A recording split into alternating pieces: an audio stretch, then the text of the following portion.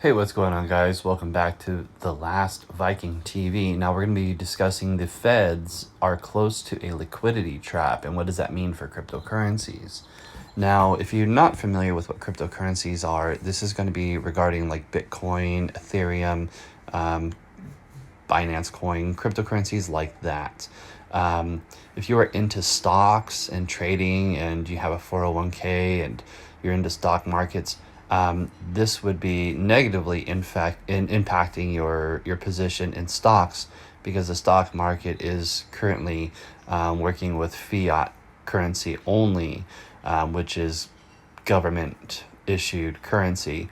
Right now, as we've known for quite some time, that the US government does not, so a dollar is not worth a dollar anymore, and it's not been worth a dollar for several years.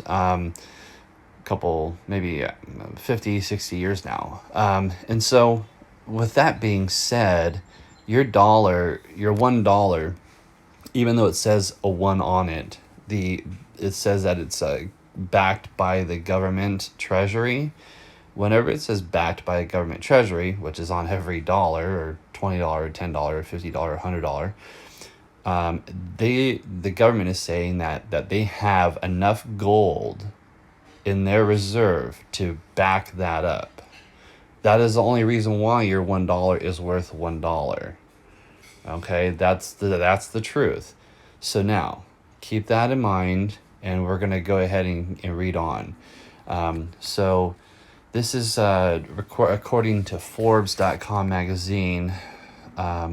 Author's note, just 4 hours after the publication of this article, the Federal Reserve has in fact made an unscheduled rate cut to 0% and said it would restart quantitative easing, essentially placing American monetary policies in a liquidity trap.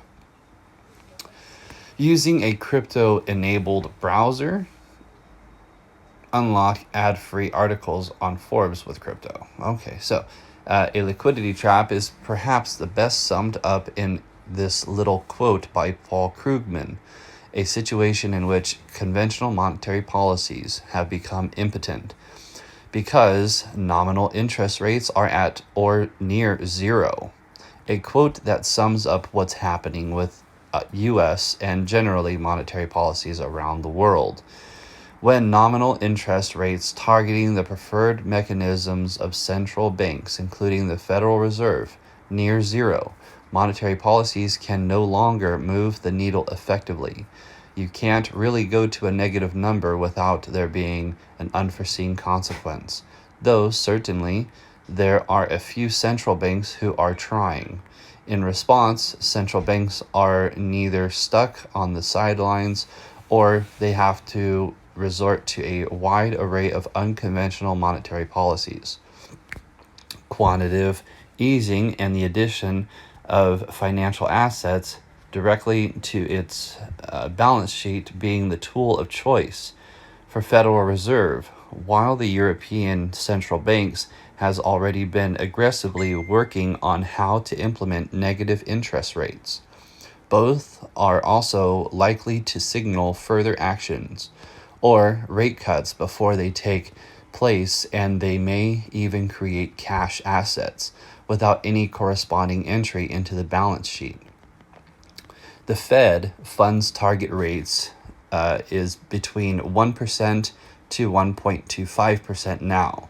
With an effective Fed funds rate of about 1.1%, this was decreased from the original 1.5 to 1.75% target rate change in an emergency unscheduled rate change.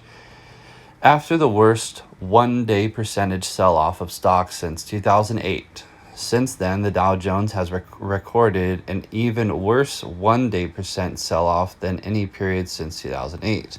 As a result, the Federal Reserve is taking other steps to provide liquidity to the markets, including providing liquidity for repo operations. While these are in the vein of conventional open market monetary operations, the level of aggression on them is something we haven't really seen from the Fed for a few years.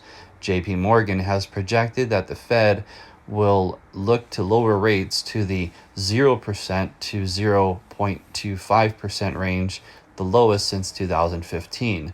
This would happen at or before March 17, 2018 policy meeting, where the Fed usually rolls out its interest rate decision monetary policies determination. With its earlier unscheduled rate cut announcement, the Federal Reserve has shown a determination to be aggressively proactive against what it sees as contagion from the effects of COVID-19 and the market prices. At that point, unless the Fed aggressively embraces negative interest rates or other unconventional monetary policies as it did during 2008, it will be stuck in a classic liquidity trap. This has implications on inflation levels in the future and how individuals and businesses will think about saving money. We may see a repeat of the post-2009 period. So, if the Fed is close to liquidity trap and may be close to restarting unconventional monetary operations, what exactly does that mean for cryptocurrencies? It's important to note that skepticism about monetary policies is one of the rationales behind Satoshi creating Bitcoin in the first place.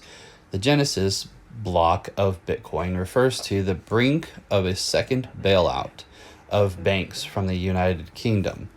Though this is a fiscal policy, it speaks to general weakness of the central bank. Supported banking systems, since its earliest days, Bitcoin seemed posed as a counterexample for central banks who had embraced inflationary policies to solve policy issues. Bitcoin posited a strict cycle of value creation that would resist many attempts to arbitrarily decide value by algorithmically determining when blocks would be mined and imposing an upper limit. By using a decentralized network of miners and peers, the system was designed to be less dependent and more decentralized than its central bank prompted consensus, which is largely a homogeneous mixture of structure and policy that defined the post-World War II economy. Cryptocurrencies have clustered around this new consensus, with most adapting many of the key principles of Bitcoin, if not their exact expression. Through the course of its short, almost decade-long life, Bitcoin has now become an institutional force, and this ironically has given it exposure to the very force it was seeking to counter, stacked as another portfolio option among many in good times, seen as a spicier version of gold, perhaps Bitcoin and cryptocurrencies. It is a gateway to our now, for better or for worse, tied to larger market forces. This means unpredictably, as institutionals and retail investors start weighing towards the backing they feel safest in when it comes to financial crisis, government fiat. One little unknown fact is that a lot of states in the United States are now blaming the reason why we're spreading the virus now in the U.S. is now because people are handling cash and handling money, which is a transporter of the virus. Regardless of how you feel about the virus, it is what it is. People are feeling nervous and cautious about actually touching money and handling coins and stuff like that. So, that might be out the window here pretty soon too. Meanwhile, people are not going to be wanting to touch cash and stuff like that. So, there's no need for cash. There's no need for anything else. So it'll just turn into a digital currency. Why use fiat when you could use Bitcoin or Ethereum? And so that's where the cryptocurrency would go. So now, knowing that, cryptocurrencies facing government scrutiny rather than any backing at all would fare especially poorly in such a comparison. Investors have poured into the U.S. dollar treasurers and government debt regarded as safe because they come with a full backing and faith of the existing system. Meanwhile, risky assets are being shed by people with a short-term view. Not a long-term view. Keep in mind a short-term view. Cryptocurrencies facing government scrutiny rather than any backing at all. Once the government does back cryptocurrencies, then guess what? The scrutiny stops.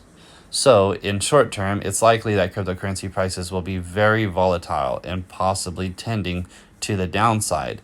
Interestingly, if the Federal Reserve decides once again to fill its balance sheets with financial assets like it did during around the quantitative easing, this short-term effect will likely be replaced with a surge in asset prices, including cryptocurrencies. This, however, is not the most important effect.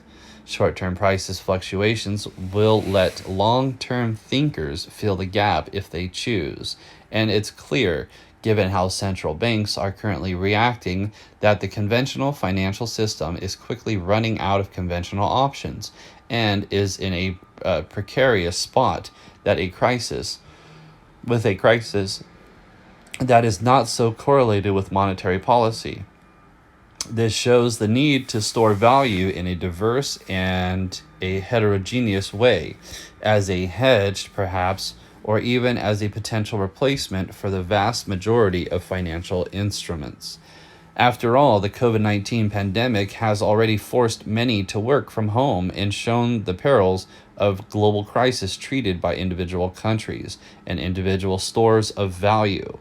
The long-term horizon for the cryptocurrencies and the need for them should not be dampened by short-term prices fluctuations, but instead be inspired into an examination of the founding principles within cryptocurrencies and why they mattered in the first place.